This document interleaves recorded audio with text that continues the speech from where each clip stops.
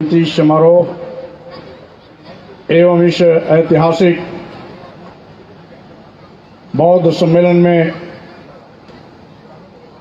हमारे बीच उपस्थित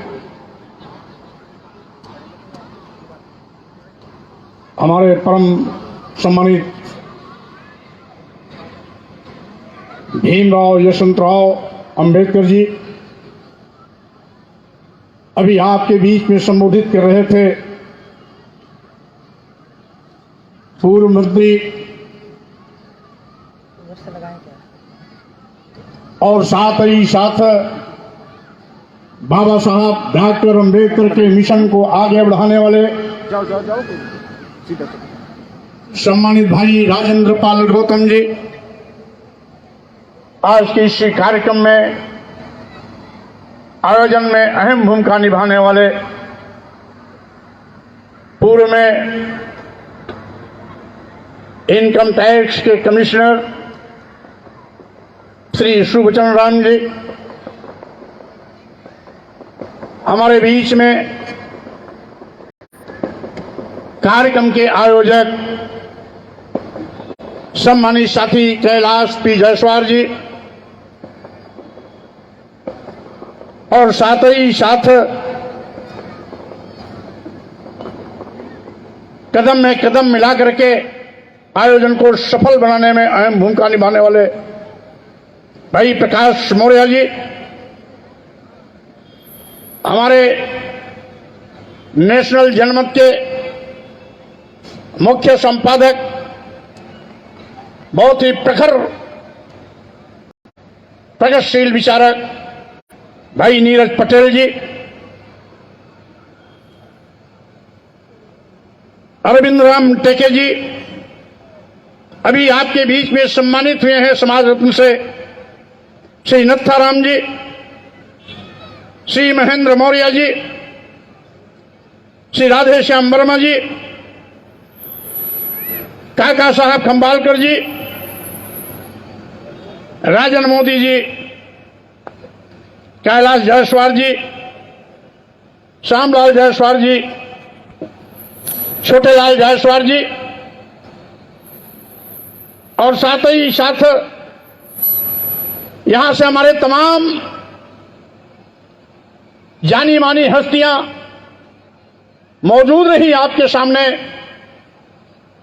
बहुत से सम्मानित अभिनेतागण, अभिनेत्रीगण, विचारकगण जो आपके बीच में संबोधित करके यहां से जा चुके हैं और इस ऐतिहासिक और भव्य समारोह में आए हुए सभी हमारे सम्मानित भाइयों बहनों, नौजवान साथियों, जैसा कि हमारे देश में जन्मे तमाम संतों, गुरुओं, महापुरुषों ने समय समय पर करुणा, मैत्री, बंधुत्व और समता पर आधारित समाज की रचना के लिए अपना पूरा जीवन संघर्ष के लिए समर्पित किया। तमाम ऐसे महान संत भी हुए और उन संतों में शिरोमणि रहे संत शिरोमणि रविदास जी,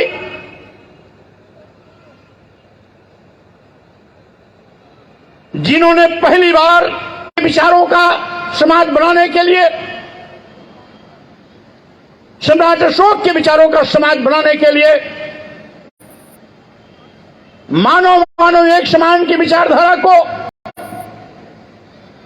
आगे बढ़ाने का ऐतिहासिक पहल किया। इसी क्रम में संत शिरोमणि रविदास जी ने कहा था, जात जात में जात है, जो केरन के पात रविदास न मानुष जुड़ सके, जो लो जात न जात। यानी एक इंसान दूसरे इंसान से तब तक नहीं जुड़ सकता है जब तक जातियां खत्म नहीं होती हैं। वही दर्द अभी भाई नीरज पटेल जी बयां कर रहे थे। मैं कहना चाहता हूं, आज हजारों साल से समय समय पर यथास्थितिवादी ताकतें इंसानियत को कुचलने का काम करती रही हैं। धर्म, कर्म, भाग्य और भगवान के नाम पर लोगों को लूटती रही हैं। और इसीलिए समय समय पर संतों, गुरुओं, महापुरुषों को भी संघर्ष के रास्ते पर आगे बढ़ने की आवश्यकता पड़ी है। संत विलास की परंपरा को आगे बढ़ाने के लिए उसी परंपरा पर महान संत कबीर ने पाखंडवाद पर करारा चोट किया। गुरु नानक ने सिख पंथ को आगे बढ़ाया। महान संत गाड़िए के साथ साथ कभी छत्रपति साहू जी महाराज और कभी सामाजिक परिवर्तन के महानायक ज्योतिबा फुले जी, महिलाओं में शिक्षा की ज्योति जलाने वाली सावित्रीबाई फुले जी, बाबा साहब डॉक्टर अंबेडकर, पेरियार रामास्वामी नायकर, नारायण गुरु आदि आदि महापुरुषों ने एक लंबी लड़ाई लड़ी। देश की आजादी के बाद यह संजोग था कि बाबा साहब डॉक्टर अंबेडकर को संविधान का मसौदा तैयार करने का मौका मिला और उन्होंने भारतीय संविधान के माध्यम से हजारों साल से लुटे पिटे समाज को, जिसका धन, धरती, शिक्षा, सम्मान छीन लिया गया था, जिसके सम्मान और स्वाभिमान को पैरों तले रोन दिया गया था, बाबा साहब डॉक्टर अंबेडकर ने भारतीय संविधान के माध्यम से न केवल खोया हुआ सम्मान और स्वाभिमान उनका वापस लौटाया, बल्कि सत्ता शासन में हिस्सेदारी देते हुए धन, धरती, शिक्षा, सम्मान से लैस करके इस बहुजन समाज के सिर को ऊंचा उठाने का काम किया, उनके सम्मान का परचम लहराने का काम किया। आज यद्यपि बाबा साहब डॉक्टर अंबेडकर के परिनिर्वाण के बाद एक लंबा ठहराव आया। लंबे ठहराव के बाद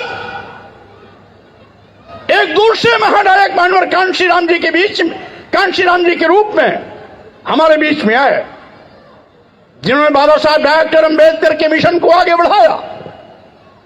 हम अपने इन तमाम महापुरुषों को अपनी ओर से, आप सब लोगों की ओर से कोट कोट नमन करता हूं, वंदन करता हूं और साथ ही साथ इन महापुरुषों की इस विरासत को हम सबको सामूहिक रूप से आगे बढ़ाने की आवश्यकता है, आगे बढ़ाने की आवश्यकता है। अन्यथा भारतीय संविधान इस देश में लागू होने के बाद भी यथास्थितिवादी ताकतें समय समय पर सिर उठाती रहती हैं, क्योंकि तथाकथित हिंदू धर्म वर्ण और जात पर आधारित है। महान संत शिरोमणि ने अपना दर्द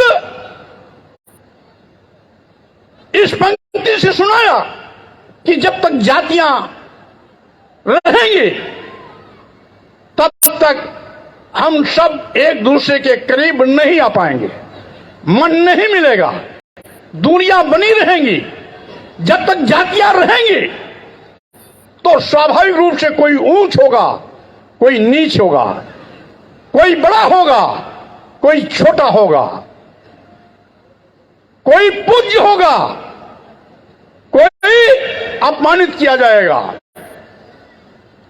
कोई छूत होगा, कोई अछूत होगा। यानी ये भेदभाव मूलक समाज ही तथाकथित हिंदू धर्म का पर्याय है। मैं कहना चाहता हूं, यद्यपि बाबा साहब डॉक्टर अंबेडकर पूरे जीवन इस जातीय दंश के कड़वे अपमान को पीने के लिए मजबूर होते रहे, लेकिन हद तो तब हो गई जब पूरे विश्व के सबसे बड़े विद्वान होने का गौरव पाने के बाद इस भारत भूमि पे आते हैं, तो विश्व के सबसे बड़े विद्वान होने के बावजूद भी यहां पर पग पग पर, कदम कदम पर उनको अपमानित होना पड़ता है। और इसीलिए बाबा साहब डॉक्टर अंबेडकर ने कहा था, मैं हिंदू धर्म में पैदा हो गया, ये हमारे बस में नहीं था, लेकिन मैं हिंदू होकर नहीं मरूंगा, ये हमारे बस में है। और इसीलिए बाबा साहब डॉक्टर अंबेडकर भारतीय संविधान लागू होने के बाद भी 1956 की नागपुर दीक्षा भूमि पर दसियों लाख लोगों के साथ बुद्धं शरणं गच्छामि का उद्घोष करके साथियों हमारा मार्गदर्शन किया था। वो बाबा साहब डॉक्टर अंबेडकर उस ऊंचाई पर उस समय पहुंच गए थे कि उनका तो पूरा देश दुनिया सम्मान कर रहा था, फिर भी बौद्ध धर्म दीक्षा ग्रहण करने की आवश्यकता क्यों? इसीलिए उन्होंने आने वाली पीढ़ियों को इंगित किया, अगर तुम सम्मान और स्वाभिमान चाहते हो, अगर तुम इंसानियत के रास्ते पर आगे बढ़ना चाहते हो, धन धरती शिक्षा सम्मान के साथ खड़ा होना चाहते हो, तो तथाकथित हिंदू धर्म जो जात पात छुआछूत ऊंच नीच भेदभाव पर आधारित है, उससे निकलकर बुद्ध के रास्ते पर चलना होगा, बुद्धं शरणं गच्छामि कहना होगा। बल्कि आने वाली पीढ़ियों के लिए वो एक मार्गदर्शन था कि तुम्हारे सम्मान और स्वाभिमान का रास्ता, इंसानियत का रास्ता, मानो एक समान की विचारधारा का रास्ता कहीं और नहीं बल्कि बुद्ध के रास्ते पर जाता है, धम्म के रास्ते पर जाता है, संघ के रास्ते पर जाता है। इसीलिए साथियों मैं कहना चाहता हूं, आज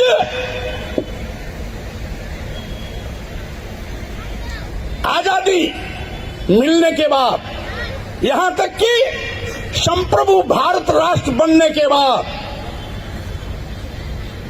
और गणतांत्रिक भारत का संविधान लागू होने के बाद भी जातिवाद हमारे बड़े से बड़े नेताओं महापुरुषों को अपमानित करने में रंच मात्र भी संकोच नहीं करती। आपको याद होगा, बाबू जगजीवन राम जी अपने समय के चोटी के नेता थे, देश के उप प्रधानमंत्री के रूप में बनारस में संपूर्णानंद मूर्ति का अनावरण करने गए। उनके हटने के बाद वहां के पंडितों ने उस मूर्ति को गंगा जल से धोया। क्यों? इसलिए कि बाबू जगजीवन राम जी दलित समाज में पैदा हुए थे। अभी कुछ महीने पहले हमारे देश के प्रथम नागरिक राष्ट्रपति के रूप में महामहिम रामनाथ कोविंद जी राष्ट्रपति रहते राजस्थान के पुष्कर ब्रह्मा मंदिर में दर्शन करने के लिए से गए थे। वहां के पंडितों ने उनको मंदिर के अंदर नहीं जाने दिया। जबकि राष्ट्रपति अपने अधिकार का अगर उपयोग करते तो सारे मंदिर के पंडा पुजारियों को जेल भेज सकते थे, लेकिन उन्होंने अपनी मर्यादा का ध्यान रखते हुए वहां से वापस आना उचित समझा, वापस आ गए। देश का सर्वोच्च पद राष्ट्र पर सुशोभित करने वाला व्यक्ति भी इसलिए अपमानित होता है क्योंकि वो दलित समाज में पैदा होता है। यही नहीं, उत्तर प्रदेश के मुख्यमंत्री अखिलेश यादव जी 2017 में जब मुख्यमंत्री आवास खाली करते हैं तो यही हिंदू राष्ट्र बनाने की आवाज बुलंद करने वाले भाजपा के लोग उस कालिदास मार्ग स्थित मुख्यमंत्री आवास को गंगा जल से धुलवाया था। क्यों? क्योंकि अखिलेश यादव जी इनकी व्यवस्था के अनुसार शूद्र समाज में पैदा हुए हैं। मैं कहना चाहता हूं, भारतीय संविधान सबको समता का अधिकार देता है। भारतीय संविधान के अनुच्छेद 15 में इस बात की स्पष्ट व्याख्या है कि वर्ण, धर्म, जाति, लिंग और जन्म स्थान के आधार पर किसी के साथ कोई भेदभाव नहीं किया जाएगा।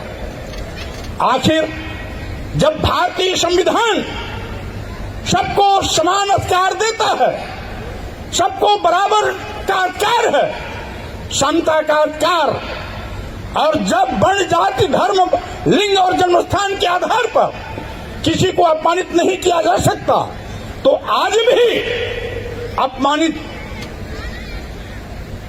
हमारे महापुरुषों को क्यों होना पड़ता है, नेताओं को क्यों होना पड़ता है? यही जातवाद का जहर है, यही जातवाद का जहर है।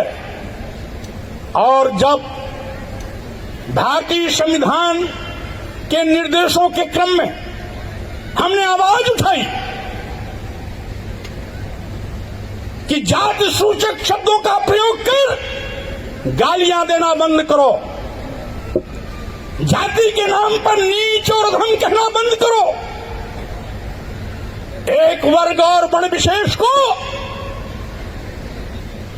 प्रताड़ित करने की बात करना बंद करो।